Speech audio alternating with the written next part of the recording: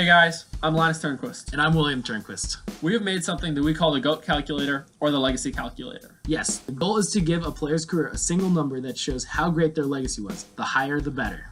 The way we do that is through tracking accolades and stats, taking opinion out of it entirely. So we are now going to explain how we scored all the different kinds of NBA achievements. Championships are worth the most. To us, winning the finals is the biggest achievement that an NBA player can get.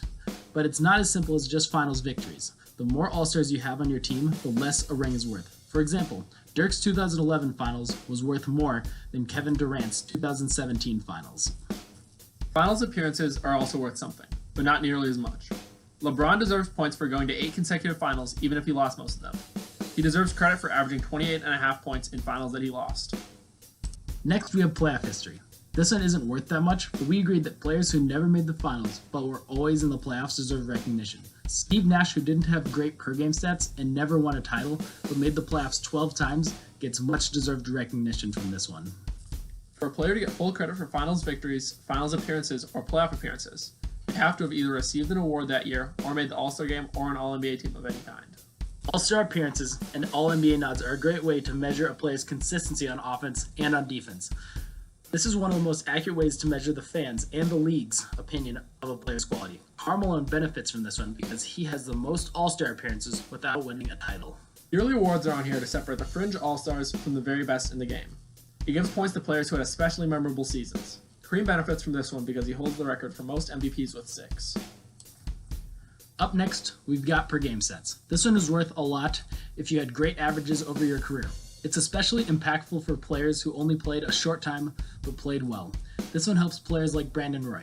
He only played 6 seasons but got 19 points per game. The career total section helps players who played for a long time. This one is very helpful to Vince Carter because he was a superstar when he came into the league, but later on his averages went down. Playing in the NBA for a long time is still a valuable achievement though. He is 19th on the all-time scoring list right behind Kevin Garnett. Lastly, we have career highs. This one is so legendary performances aren't forgotten. This one is good for Wilt Chamberlain because his career highs are so insane. Someone else who benefits from this one is Scott Skiles, who had 30 assists in a game, which is the record, by the way. What we found is to do really well on the legacy calculator, you had to do well in close to all of these categories. We also found that around 1,000 is where someone becomes an all-time great. 2,000 means they are either in the top 10 players of all time, or very close to it, and 3,000 is for players in the GOAT conversation. Alright, first we're going to talk about a couple of modern stars and tell you about how they've done so far. Also, quick note, this is how these players are doing before entering the 2021 season. First on this list, we have James Harden. His current score is 1,107. He has an all-time offensive bag, consistently putting up huge scoring totals. He's racked up 8 All-Star appearances and an MVP. The thing that hurts his score most is that he has 0 rings and is often guilty of lukewarm performances in key playoff games. His individual stats already make him an all-time great, but exercising his demons of past postseasons is necessary for him to make it to legend status. Next up, we have Chris Paul with a score of 1,341. He's widely regarded as one of the best point guards ever because of his crafty playmaking and pesky defense. What gives him such a high score is that he's made the All-NBA defensive first team 7 times and the All-Star game 10 times. He's played well for a very long time, so his career total section rakes in a lot of points. What hurts him most, just like many other modern NBA stars, is his failure to ever win the finals. With his career winding down and him not being on a contender, it is unlikely that he will ever win a ring.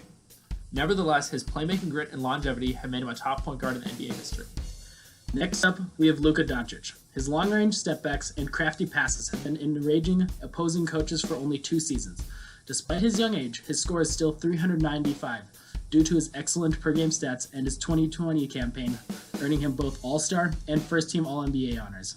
His stats are likely to be some of the best ever, and we see MVP trophies in his future. The question, which is too early to know the answer to, is, will we see other trophies? His playoff series versus the Clippers was jaw-dropping, but he simply didn't have a team that was good enough to make any sort of playoff run.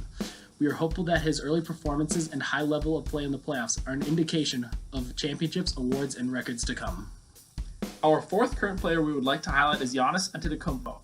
He is already on the brink of greatness with a score of 975. He's won 2 NBA MVPs and a Defensive Player of the Year award, along with an impressive amount of All-NBA and All-Star nods considering his young age. He only averages 20 points per game throughout his whole career because of a limited role in his first few seasons, but that is bound to increase. What is most concerning about Giannis' career so far is seeing his dominant regular season success plummet in the postseason, leading to disappointing playoff runs. His talent and dominance is undeniable, but for him to vault himself into legendary status, he must produce playoff success. Stephen Curry is already an all-time great with 1,201 points. His revolutionary playstyle filled with highlight reel handles and 3 points galore has led him to 3 NBA championships and 2 MVPs, one of which was unanimous. Lucky for him, but unfortunately for his score, his championship teams have been loaded with all-stars, bringing down the value of his championships. His personal level of play in the finals has been anything but revolutionary. As a result of this, he's never won a Finals MVP award, even letting Andre Iguodala win one over him. During the time Stephen Curry has been on the top, he's been one of the best to ever do it, but a lack of personal success in the postseason and the short amount of time he's been legendary so far have led him to a surprisingly low score at 32 years old. Something that demonstrates his short amount of time dominating the league is that he has only been to 6 All-Star games. His score will surely increase by the time he retires, but the question is, by how much? Second to last on the current players, we have Kawhi Leonard. He has a score of 1,209 points. He's a lock-up defender, has a deadly mid-range, and the rest of his offense gets better every year. What gives him such a good score is that he's led 2 different teams to finals victories and won both finals MVPs, and he's also won Defensive Player of the Year multiple times. What hurts him is he's only been a superstar for a short while. We were surprised that he's only been to 4 All-Star games. He still has a chance to boost his score.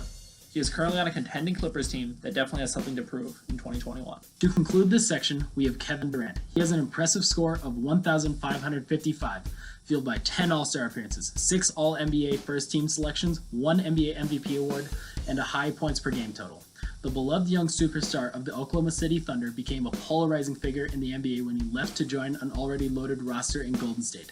His play in Golden State was superb as he won 2 championships and 2 finals MVPs. He received lots of criticism and a knock in the value of his championship because of how many All-Stars were on his team to help him win. His career up until this point has been phenomenal, but he would love to silence the critics and add a much more impressive championship with the Nets to his resume. Thank you for watching part 1 of the Legacy Calculator series, The Modern NBA Stars. There are going to be 3 parts. Part 2 will be the scores for bench players and other players who were less successful in the NBA. Part 3 is the big one, the top 10 players to ever play basketball. So keep on the lookout for those and have a great day.